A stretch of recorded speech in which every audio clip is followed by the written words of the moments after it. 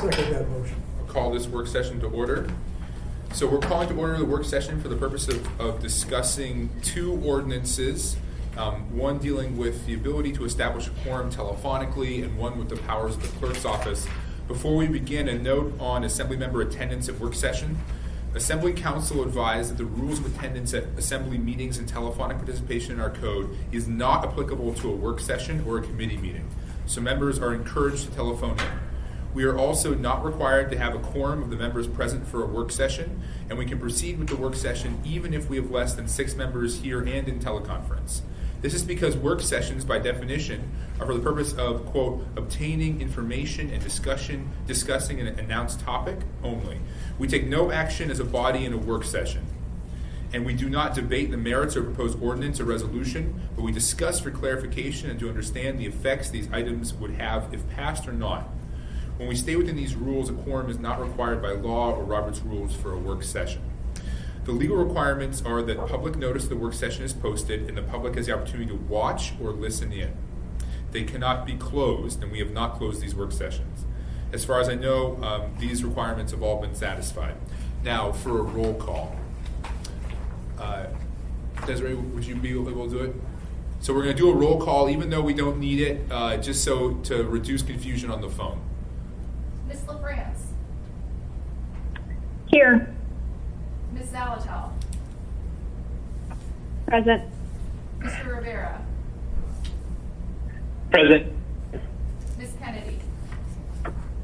Here. Mr. Dunbar. Here. Mr. Weddleton. Here. Mr. Peterson. Present in person. Mr. Constant. Here. Ms. Quinn Davidson. Here. Mr. Perez Verdia. Here. And Mr. Dyson. Here. We have a quorum even though we don't need one. So, I actually have no preference in the order in which we take these up. You're here, Madam Clerk. Why don't we take yours up first? Okay? So would you please, so for everybody, we're going to take up, let's see here. Everybody should have a copy, hopefully, of this. It was emailed out. It is AO 2020-33, an ordinance of the Assembly amending the code regarding the emergency plan for elections to clarify the scope of municipal clerk's powers. So, Madam Clerk, would you mind walking us through this ordinance a little? Mr. Chair, Yes. this is Crystal. Do you want us to just butt in when we have a question? With so many of us online, is it easier for us to do that, or would you rather we text you to try to let you just run a queue that way? Anyway, just could use some guidance on how you're going to handle all these people online. That's a good idea, Ms. Kennedy. Yeah, I would say I would prefer texting me, and if you don't hear back from me after a little bit, then just butt in. But I'm gonna go into my phone right now and try to turn off my screensaver so I can see every text as it comes in. So please just shoot me a text if you wanna ask a question. Thank you. Thank you, Mr. Chair. To the Assembly and the public, what we tried to do with this ordinance is keep it very simple. The clerk already has emergency powers in the ordinance. However, this emergency, we were not foreseeing this emergency. We were foreseeing an emergency like an earthquake or a blizzard or something like that. So this one is different. We met with the municipal attorney. Thanks for being here, Ms. Vogel. And we met with the Assembly leadership and Assembly Counsel, Dean Gates, who I believe is listening in. And these are some of the decisions that we made. Yes. The clerk has some affirmative powers in the current emergency ordinance. However, what we didn't see was restrictive powers. So now that we are facing this COVID-19 epidemic, we wanted to make it very clear that the clerk was authorized to exercise restrictive powers, such as number 3, closing polling locations or accessible vote centers or drop boxes. So that is one part. The second part, though, is another affirmative change. It would be authorizing the clerk to extend deadlines in the code. Currently in the code, there is a deadline for voters to submit requests for temporary ballots, and that deadline is the week before the election. So in this emergency, if you approve this ordinance, it would allow me the authority to extend that deadline. The last change is on the bottom of the page in paragraph C, and what that does is if any of these changes are made for which notice is required in another section of the code, I'm required to do an updated notice. And that, I believe that's about it. There's a small change on the other page, and as you can see, it demonstrates that in an emergency, we were looking at weather, road conditions, an earthquake. We were not thinking of unforeseen circumstances like a pandemic. So these changes, the goal is just to match it to what the reality is that we're seeing right now. Thank you, Madam Clerk. I'll note for the record that Mr. Gates has indicated to me that he is on the phone.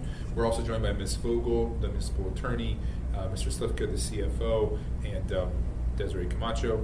Yeah, I'm sorry, Quincy, right? Quincy Arbs from the municipal attorney's office. We have a question from Ms. Kennedy. Thank you, Mr. Chair. My question is in regard to Section 1B4 about accepting applications. It says accepting applications to vote at temporary addresses. Shouldn't that be you're accepting applications to send a ballot to a temporary address? I think we already have people voting at all kinds of different places, including temporary addresses, but it sounds to me like this is about the ability to send in a ballot to somebody that sent in an application past the deadline. So anyway, just some clarification on that, please. Thank you, Ms. Kennedy. Madam Clerk? Through the chair, Ms. Kennedy, the deadline to send an application is March 31st. So if someone calls us on April 1st, we cannot send them an application nor a ballot. But so interestingly, there's no deadline for us to mail the ballot.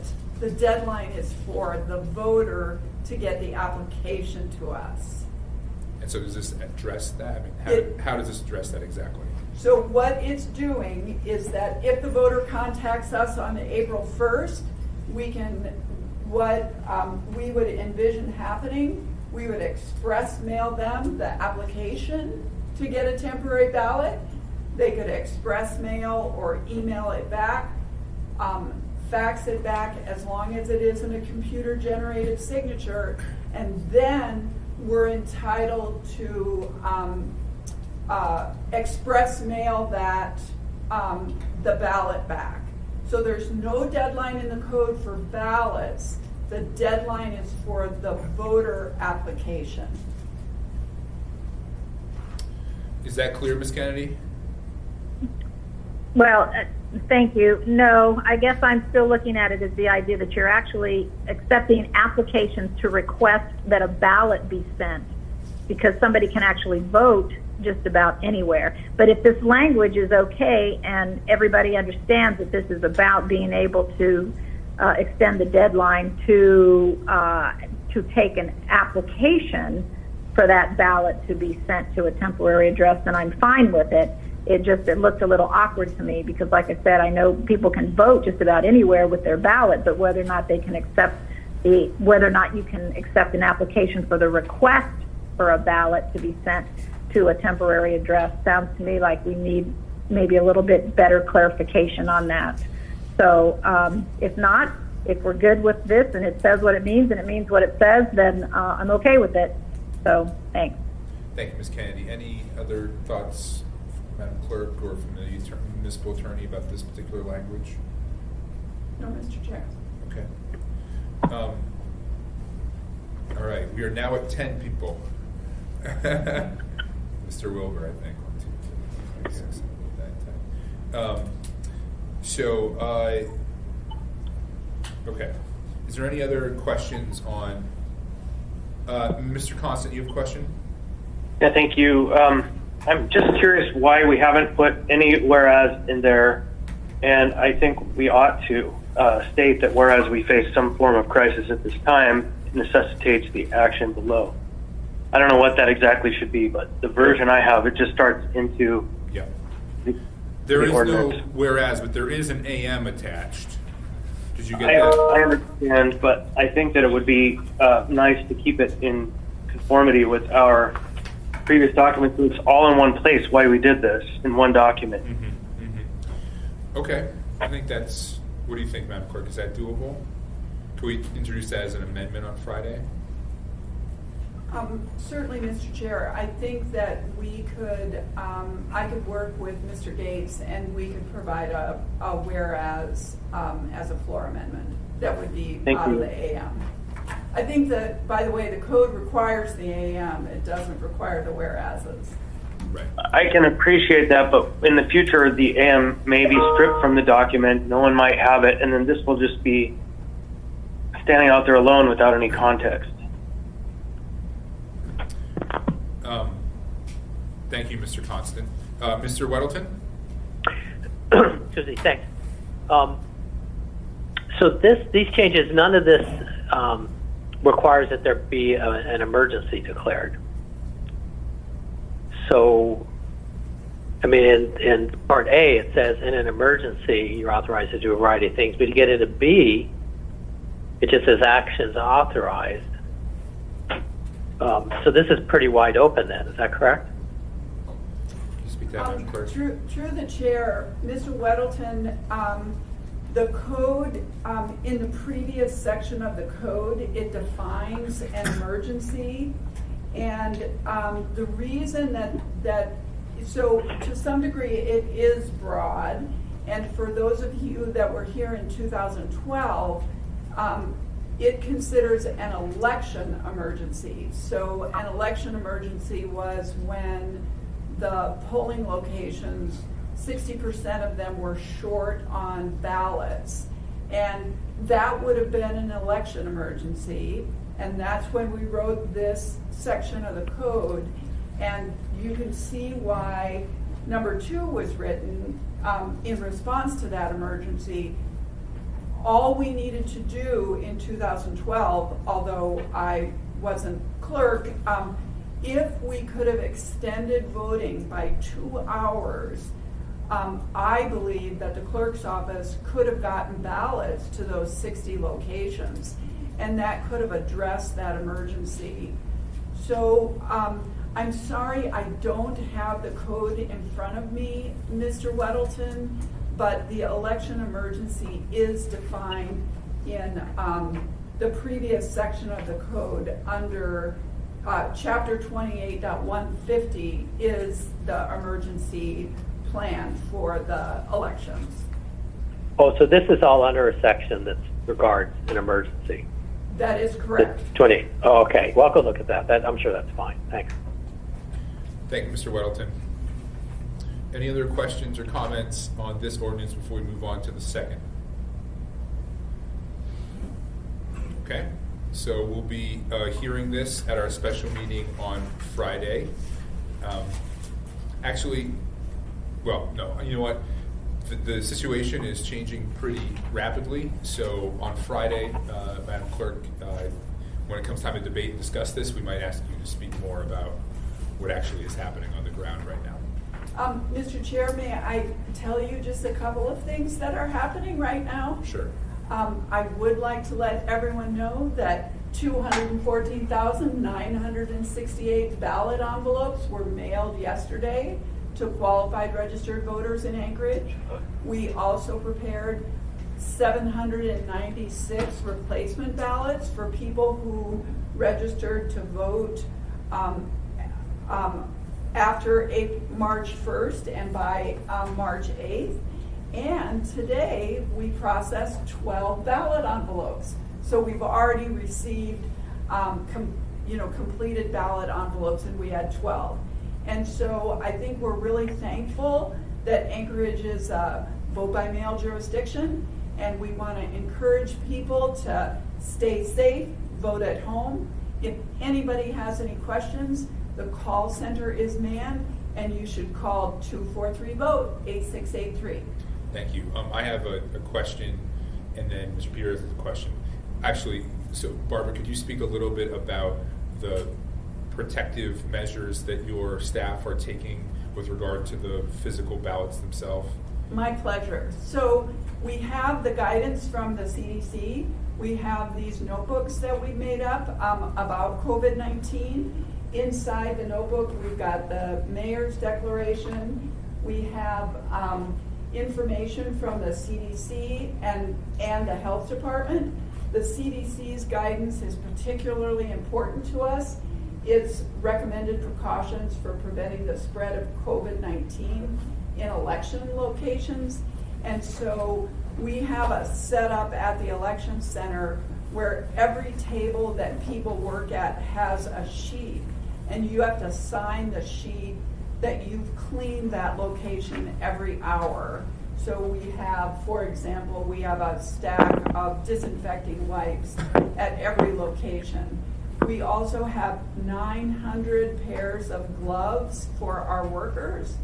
Of course, it's unknown how and if gloves protect you from virus on surfaces or on papers, but we are still providing gloves. We are requiring workers who handle incoming ballots to wear gloves. We had, in our materials, we have been training people on the proper way to use gloves. And then we are also in the process of renting a couple of portable sinks. So we'll have portable sinks, so since we're gonna have more hand washing. So our workers that are here, we have lost about 20 workers. We've notified the workers, we asked them if they wanted to work. As you know, the CDC issued the guidance for persons who are at risk for serious illness. We provided that to all of our workers. The response was that many of them have declined to work. 20 out of how many? 20 out of, we probably have about 60. So about a third of your workers have said that they no longer want to work this election. That is correct.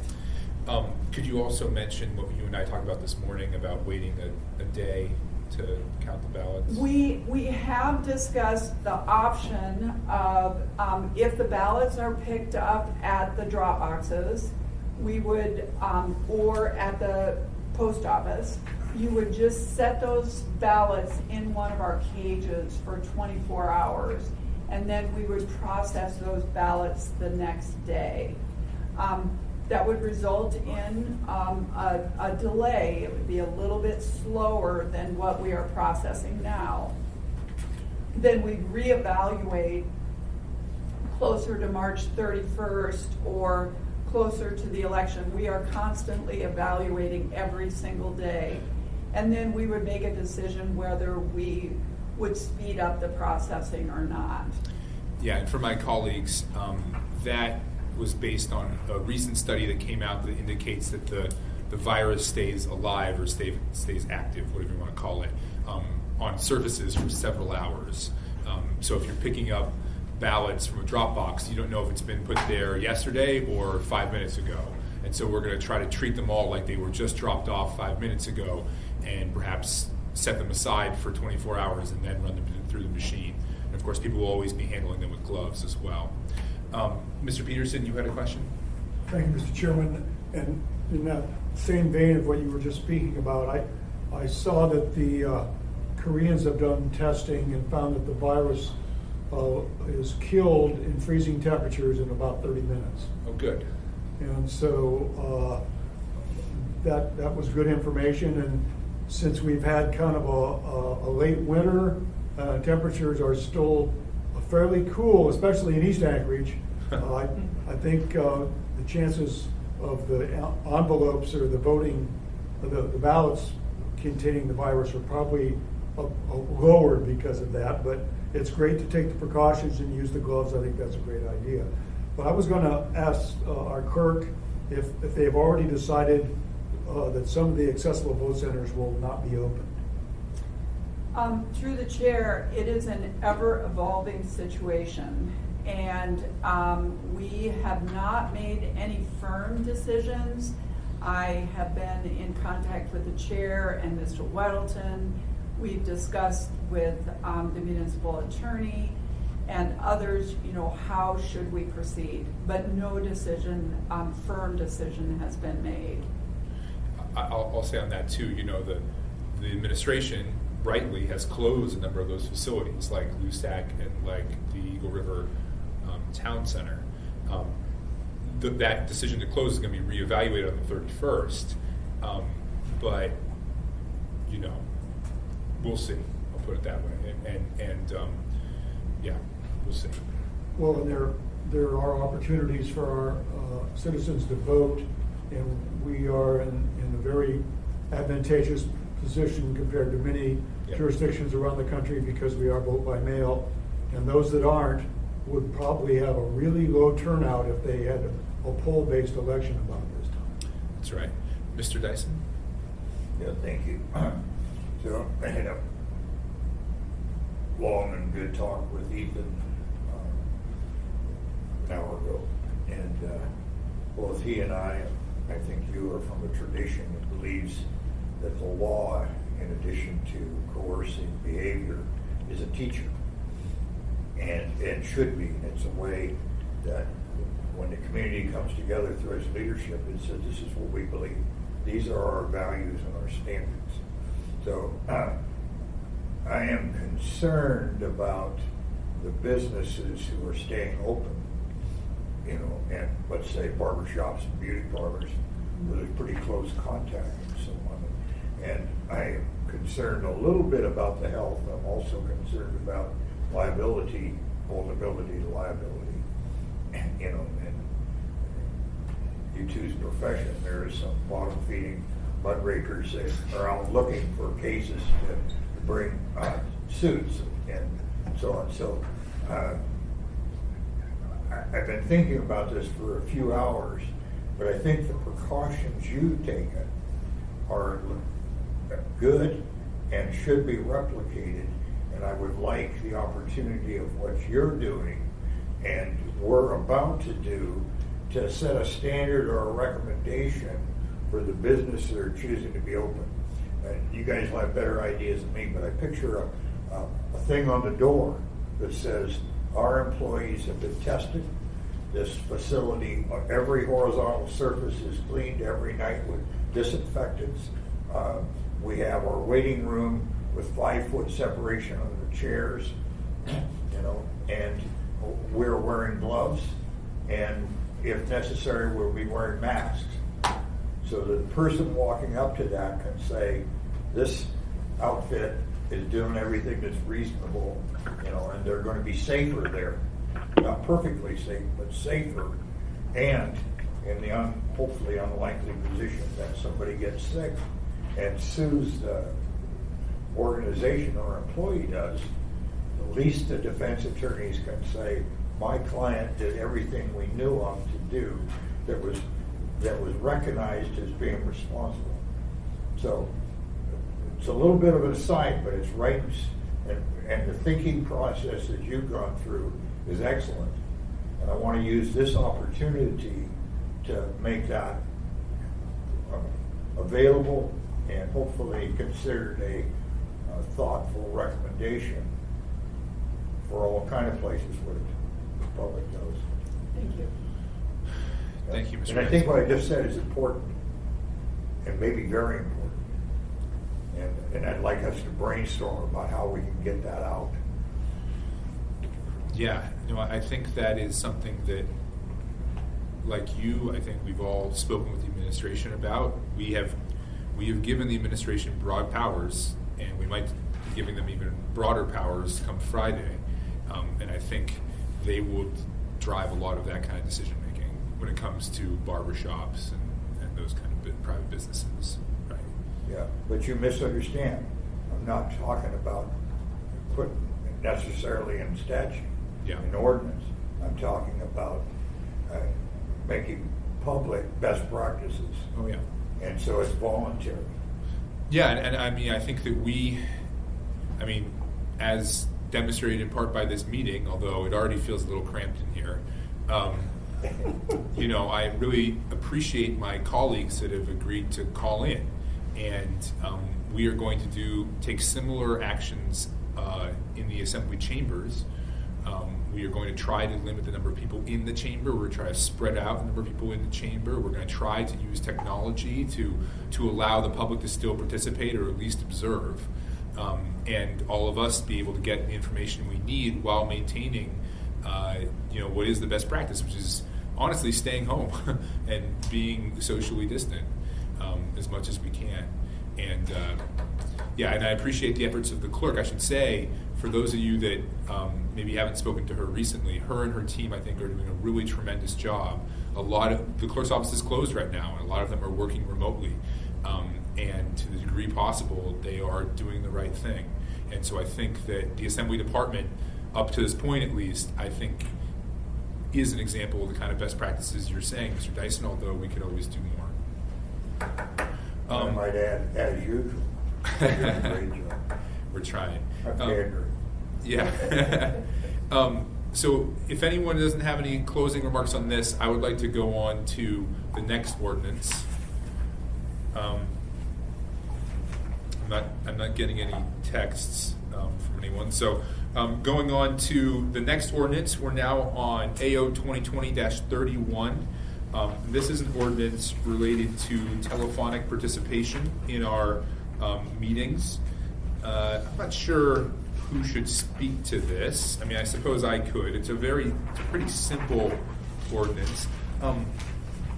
Did your office draft this, or did Mr. Gates? I think Quincy drafted it. Okay, Quincy, would you mind? Okay, Quincy, would you mind just speaking briefly to it?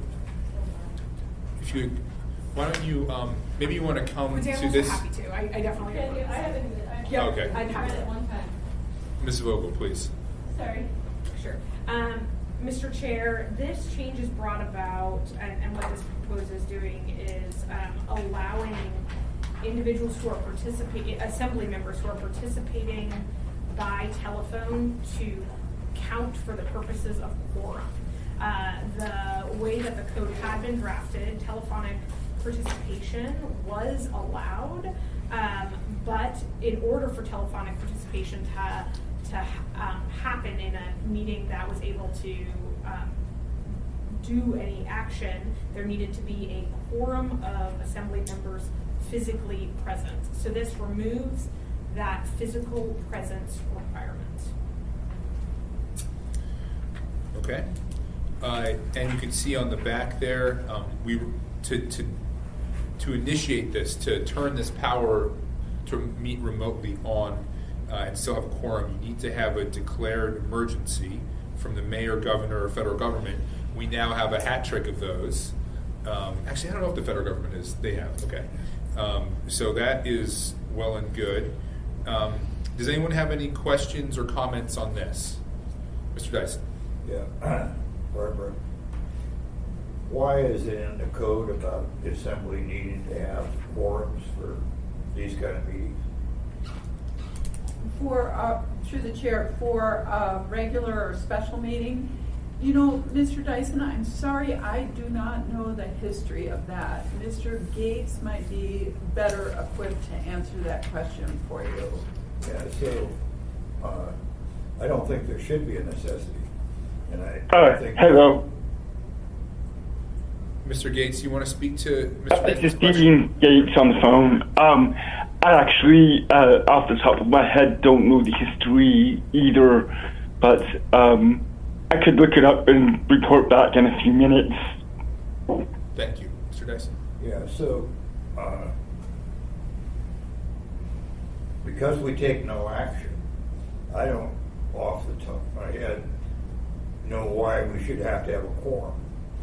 or why any of those meetings should be required. This is actually to allow us to have an electronic quorum at places we do take. I know that, Okay. but it prompts this whole question. Yeah. And I got trapped here last week. You all are operating on the assumption that all of us are carrying the phones in an area that can be reached, and that if the message goes out, then I'm responsible to have it.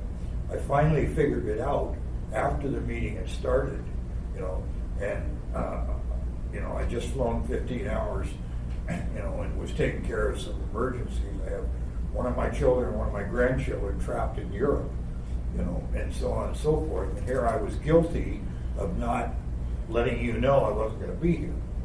No big deal. But I think it is outside of our purview to tell assembly members that they have to be at any darn meeting. And that's between them and their voter, except the assembly meeting. And that has changed since I was here. And to me, it's contrary to kind of our principles.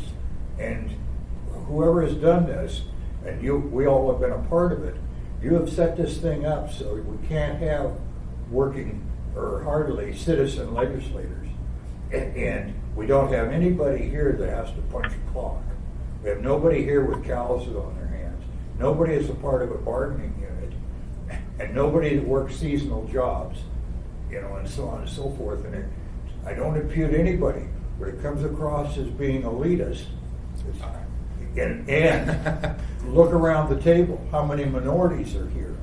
I totally agree. That's why we should pay public officials appropriately. And I absolutely disagree. Mr. Chair. I disagree totally. If we get away from the concept of the citizen legislature, we lose the genius of people with lots of different backgrounds and experience and qualifications bringing that real world stuff to the table. And I'm retired, at least in theory, but I have several responsibilities, and getting it together with you all for the most meeting happy group I've ever been a part of is not what government ought to be mandating. End of speech. But I feel very strongly about that. Thank you, Mr. Dyson. I have 3 people in the queue, Mr. Weddleton, Mr. Constant, Ms. Zalatel. Mr. Weddleton, and then Ms. LaFrance. Mr. Weddleton? There, you got me now? Yeah, I can hear you. Okay. I guess not really a question here. It's just to make clear to everyone. So every single one of us could be in a different location in an emergency and have a quorum. Yes. Yes. So long as there has to be some kind of central node where the the record is being kept, right? I mean, if we're going to have an assembly meeting, you need to have a clerk or someone that makes a record of it and calculates the vote. So I think you need to have some kind of central node. But yeah, in theory, you could have us spread out throughout the city, sheltering in place or what have you. So that leads me, when we did this, I think this is important and I support this, but it kind of begs for a follow-on that says, how will the public be involved and how will public testimony happen if we were all in different places? Like I said, there'd be a central node, and we know that's complicated because we're trying to figure it out for Friday and then Tuesday as well. So at some point, this probably needs to be augmented. Thank you, Mr. Weddleton. Mr. Constant. Thank you. I would just note that I have calluses on my hands from work in my home, and I do have seasonal work. But that's not my point in speaking right now. My point in speaking is that I think that Section A also might need an amendment there. That it talks, since we're talking about changing the way we create quorums at a distance, we talk about approved absences and whatnot, that you must have an approval from the chair for an absence unless the emergency situation disrupts communication. I think that there are some scenarios in which these absences might actually accrue outside of the means of calling you. So, but it's de minimis to the meaning of the amendment as a whole. So, Do you plan to bring an amendment on Friday? possibly. Okay. It's my one consideration on this. Also, I do think it was just raised, and it is a concern. We have the requirement to have assembly members there, and we have a clerk who keeps the roll. And but there's no message that I can see here in the section or in the section on the Muni Code that states the clerk's function is essential to that operation. But I would guess, or I believe that it probably is. And so it's definitely an area of conversation we should be exploring. Thank you, Mr. Constant. Any thoughts on that? Okay. Ms. Vogel, do you want to answer that? Yeah, through the chair. There's still the Open Meetings Act requirements that apply, which takes care of the notion that this code change would allow a meeting to happen that wasn't open to the public.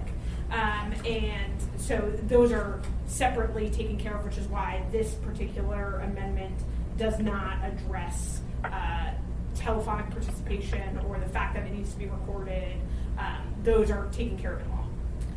Thank you, Ms. But I thought that this was in response to the emergency situation that we're having, not just general business. So are we essentially attempting to create a situation where at all times we don't have to be in the room, or just during emergencies? Just during because during emergencies, if we're having an emergency meeting, our public notice requirements are totally different. We do have the open meetings rules.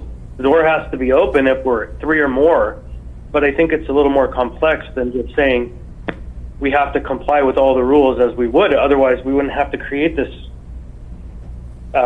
process that we're talking about here, I think. Well, yeah, Ms. Jones. Through the chair, I think what we're trying to do is fix one issue in the code that requires a quorum of members to be present. That's the only, in person, that's the only issue we're trying to address. The rest of the items are, although I think Ms. Vogel said it covered elsewhere in the code or state law, and I guess I would say are understood.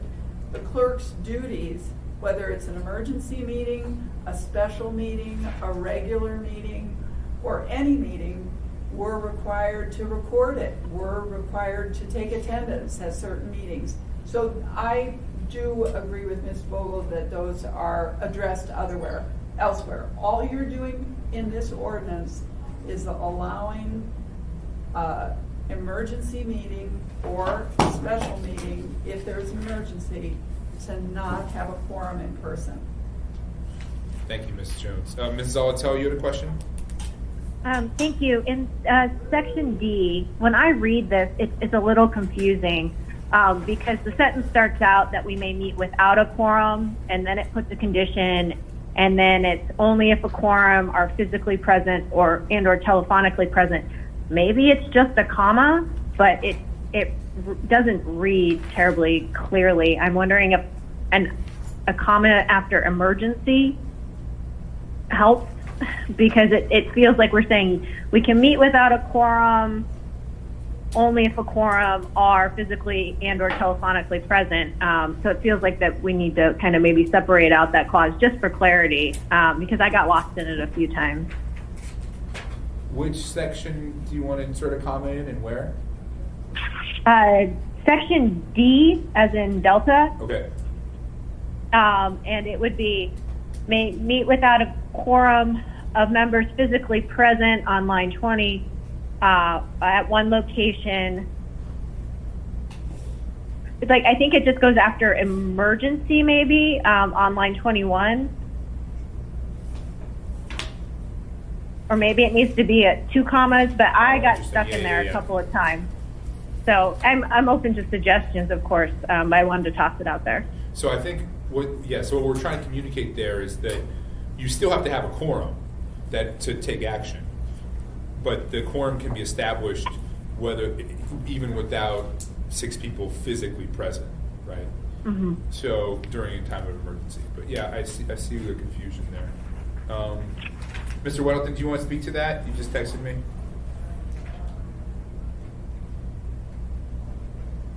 Mr. Weddleton, did you want to speak to that? I have to learn my mute button. Sorry. Okay. Yeah, I having read this a bunch and knowing what it means, it seems crystal clear to me. But as Meg speaks, I go, oh yeah. And I wonder if we could just take out the middle part and put it at the front. So it says, when the mayor, governor, or federal government has declared an emergency, assembly members may meet without a quorum of the members physically present if a quorum of members are physically and or telephonically present. Oh, that's good, John, or Mr. Weddleton. Thank you. Same words, rearranged. Good sentence structure there, John. Yeah, I agree. So when the mayor goes, okay, let's accomplish that through amendment, a floor amendment. I mean, it's pretty direct. Okay, I'll type it up and send it to Meg. Unless we wanted to do an S, but I mean, I think it's clear for the public and easier if we just do an amendment on the floor rather than have an S version before Friday. In this case, Yeah, and just a little detail. Maybe take the first physically out, so you don't have redundant physically in there, because it doesn't really serve. It works without it. Yeah. So who was writing down what John just said? Did we get that? I'll write it up. Okay. John and the clerk will. Okay, John will do it. Through the chair, John, if John wants to send it to Meg, since it was Meg's idea, that would be great. And then I think they should copy Mr. Gates or send the final to Mr. Gates. Okay, great. Yeah. Thanks, everybody. Dean is back in the queue. He can again speak to telephonic participation language. Why don't you go ahead and do that, Mr. Gates, and then we'll get to, we have one more person in the queue. Thank you, Mr. Chair. This is Dean Gates. Yes, so in 2017, we had a rewrite of much of Title II. It just moved this provision from other section. It was originally enacted, though, in 2001 by Assemblymember Abney. So at that time, and I think the language has not really changed much since then. At that time, in an Assembly memorandum, Mrs. Abney acknowledged that it was really a duty, and a lot of members felt their duty to attend meetings and so forth, but sometimes it wasn't possible, and that's why she had that qualifying language for telephone participation. Only if they're absent because they're sick, due to sickness, accident, other unforeseen emergency, who's outside the municipality, on official municipal travel or business. She created the framework here, and then generally from my recollection of Open Meetings Act issues, she was also acknowledging that the Open Meetings Act makes telephone participation available at the convenience of members and the public. And so I think she was taking advantage of that accommodation by the Open Meetings Act. But in addition, in general, I recall that in many circles, people talked about whether or not physical presence is required. And so it was an often debated point, I think, back in those days and even today. So that's why we have specific code language specifying under what circumstances it would be allowed. And here we are adding to it for emergencies. So I hope that's a helpful background. Thank and you. that you could hear me. Thank you, Mr. Gates. All right, Ms. LaFrance, you have a question? Oh, thank you, Mr. Chair. Actually, I had gotten in the queue for item D because I had prepared an amendment, but because I too thought that the language was unclear, and I had to read it a couple times because it seemed to, be saying that the combined total of physically and telephonically present members could create a quorum. But I think that one's been addressed. And my second point was, will we be taking up this AO first on the agenda so that we can pass it and then, if necessary, dial in for the rest of the meeting? I suppose we could, although that wasn't the intent, because we'd have to get it finalized and signed before it went into legal effect, right? Becomes effective immediately upon passage. Okay. So yeah, I mean, maybe we could pass this one first, and then if somebody needs to leave the leave the room to call in, that's not a bad idea at all. So yeah, we'll change the order of day to take this up. I should also mention, this is a good time to talk about it. The plan right now on Friday is to try to basically do all of the public testimony at once and make the public know that we're going to open up public testimony for a set period and allow people to call in. And of course, we're going to try to discourage people from appearing in person. And if they do appear in person, we're going to limit the number of people actually in the room, which is required by law now, or by force of the executive order.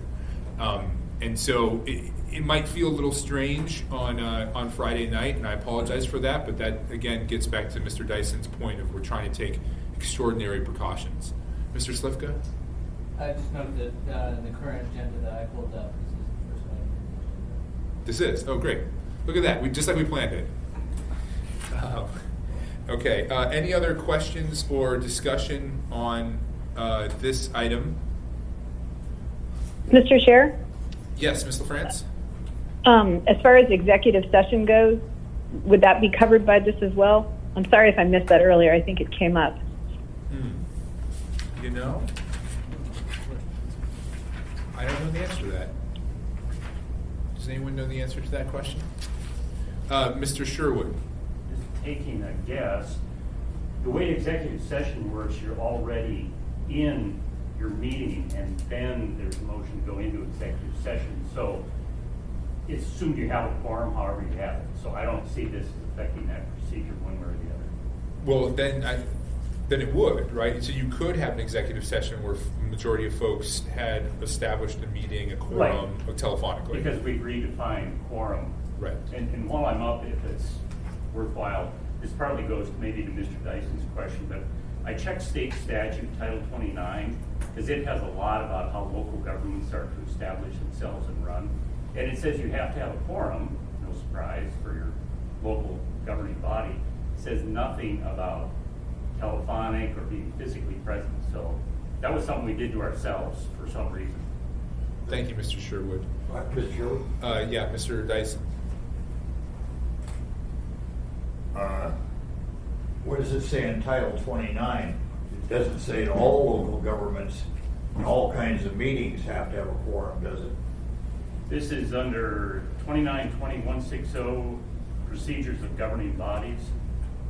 It says a majority of the total membership of a governing body authorized by law constitutes a quorum. But it doesn't say a quorum for what? This part does not, but the assumption is in Robert's rules and so on that it's a quorum to do any kind of legislative business. Actions. It doesn't say for meetings where there's no actions taking, you gotta have a quorum, does it? It does not say that. Are you talking about executive session now? No. Or?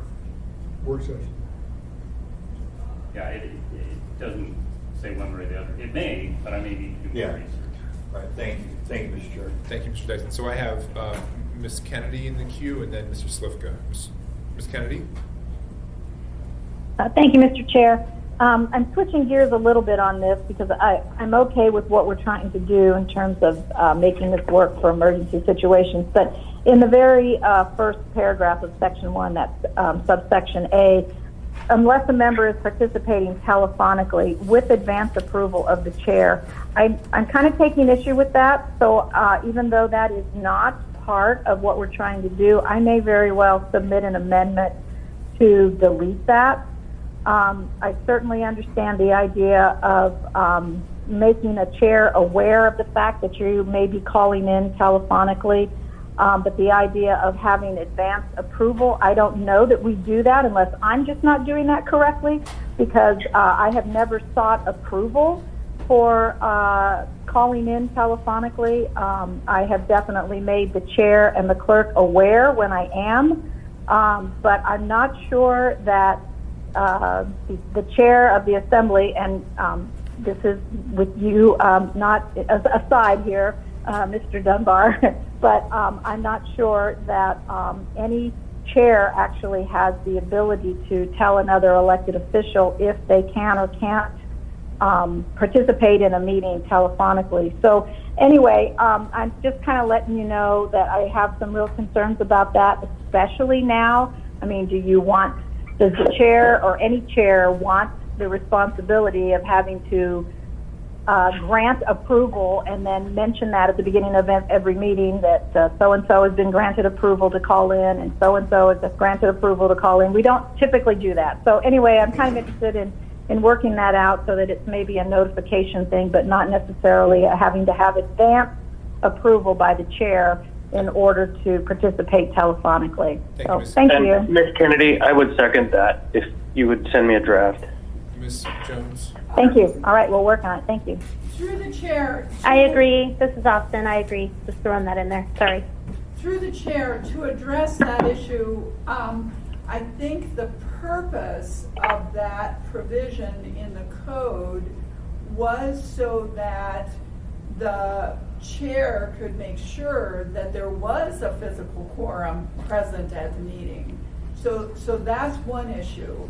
I do think that you can easily fix this, and what I've written is that that paragraph could read, unless a member is participating telephonically with advance notice to the chair, so that way the chair is on notice.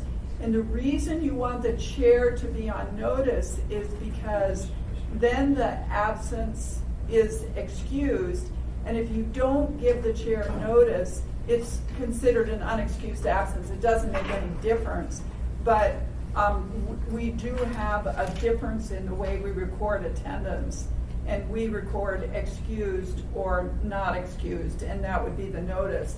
Then in the last sentence, it would be line 34, you could change that to where it starts executive session, comma, and without notice to participate telephonically, if something like that would work. Thank you, Ms. Jones. And I guess I would note, and Ms. Kennedy correctly noted, that paragraph is not an addition. That is existing code, and we can change it, but that wasn't the intent of this ordinance. But we can still change it. I'm just saying that we didn't. I'm not inserting a new requirement there. That's existing code. Mr. Slivka, did you have something? No, I was through the chair. I was going to echo for Mr. Dyson's benefit. Of course, he's not here. He seems to have got confused. You made a statement earlier that these meetings, these working sessions, do not require a quorum. And he seems to be thinking that the session we're in today requires a quorum, and you clearly stated that it did not. I think that, yeah, the issue that happened last week, and I hope the municipal clerk had a chance to, or attorney had a chance to speak with Mr. Dyson afterwards, because there's a 48-hour, we can talk about it afterwards. We did do that? Okay. For an emergency order, an emergency meeting, you're supposed to have everyone there, and that we do need a quorum for, and unfortunately, we just were unable, through technical reasons, to get a hold of Mr. Dyson. So it was the emergency meeting, and in his defense, we didn't know that was going to happen. Everything was moving very quickly last week. Are there any final thoughts or comments on this ordinance before we close this work session and begin our next work session? Ms. Jones. I did forget something that I wanted to tell everyone about, and Mr. Slivka knows about this. I am super, super proud. If you came into the doors to City Hall today, you will see a picture of one of our drop boxes. And the reason the picture of the drop box is there is because Treasury has asked the elections team if they could encourage the public to put payments in the drop boxes instead of coming inside. And we have agreed to that. So it's already been implemented. They have the map of the drop boxes all over the city, and we will be helping Treasury take payments from people for the next couple of weeks. So I just wanted to let you know of that. Great, thank you. The Mr. Slivka, yeah. Department is very thankful for the clerk's cooperation. Thank you. All right, with that, I'm going to close this work session so we can start the next one. This work session is closed.